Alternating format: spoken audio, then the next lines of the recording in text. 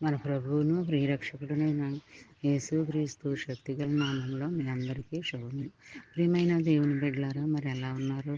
గతించిన దినమంతా కూడా ఆయన రెక్కల నీడలో మనందరినీ కాపాడి మరొక నూతనమైన దినంలో మనం ప్రవేశపెట్టిన విధానాన్ని బట్టి మరొకసారి ఆయనకి వందనాలు చెల్లించుకుంటున్నామండి. మరి ఈ దినము దేవుడు మనల్ని క్షేమంగా కాపాడి మరొక నూతనమైన దినాన్ని చూడటానికి దేవుడు కృప చూపించాడండి. అందుకు దేవాది దేవునికి వందనాలు చెల్లించుకుంటామండి. మరి ఈ దినము దేవుడు మనకిస్తున్న వాగ్దానం యెషయా గ్రంథము 41వ అధ్యాయము 10వ వచనం. నీకు తోడై ఉన్నాను, భయపడకము, నేను నీ దేవుడినై ఉన్నాను, దిగులు పడకము.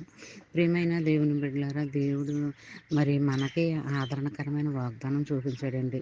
మరి నీకు తోడుగా ఉంటాను, నీకు నీడగా ఉంటాను, నీకు అండగా ఉంటాను, నువ్వు భయపడకు, దిగులు పడకు, జడియకు అని ఎలాంటి ఆదరణకరమైన వాగ్దానం ఈ మొదటి జామునే మరి మనకి ఇస్తున్నాడంటే అది దేవుని యొక్క కృప, కాపుదల, క్షేమము మరి ఇవన్నీ కూడా దేవుడు మనకి ఇస్తున్నాడండి.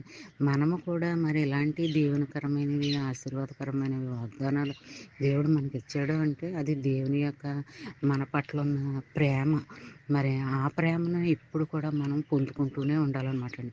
ఎప్పుడు కూడా మనము దేవుణ్ణి నిరుత్సాహపడకూడదు, పరచకూడదు అనమాట. మనం ఎప్పుడు కూడా ఆయన పట్ల విధేయత కలిగి ఉండాలి. మరి మనము ఆయన చేయి పట్టుకుని నడవాలి, ఆయన మన చేయి పట్టుకుని మనల్ని నడిపించాలి.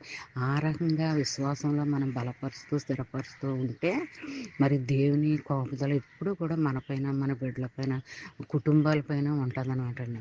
మరి ఈ చిన్న వాగ్దానం నీ జీవితంలో జరగాలని కోరుకుందామండి. మనందరి జీవితాల్లో జరగాలని, నెరవేర్పు రావాలని కోరుకుందాము. మరి నువ్వు ఏ పని చేసినప్పటికీ అందులో నీకు విజయం చూపిస్తాడు, కానీ అపజయం అనేది నీ దగ్గరికి రానవడండి. నీ క్షేమాన్ని ఇస్తాడు, కానీ మరి నీకు అపాయం అనేది రానవడు అనమాట అండి.